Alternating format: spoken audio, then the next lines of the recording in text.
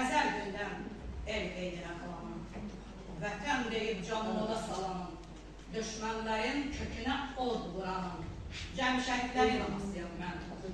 İmamlar tək susuz ölənlərin də, qolu yox, başı yox gələnlərin də, yanımın çiynində gedənlərin də, cəmi şəhidlərin anasıyam mən.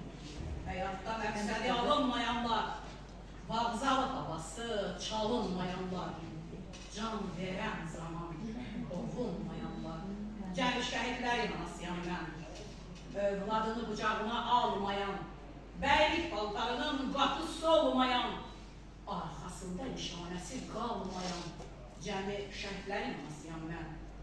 Nanəcib yağya boyun əyməyən, dostlara əl tutan özünü öyməyən, yarının əlinə əli dəyməyən, cəmi şəhidlərin anasıyam mən. Azadlıq söylədi keçdi canımdan, laləzar yaratdı axan qanından, qürur duyduğumuz qəhrəmanından, cəmi şəhidlərin anasıyam mən. Baharam, baharam heç zaman demərəm əbəs, anaya, vətənə tapılmaz əbəs.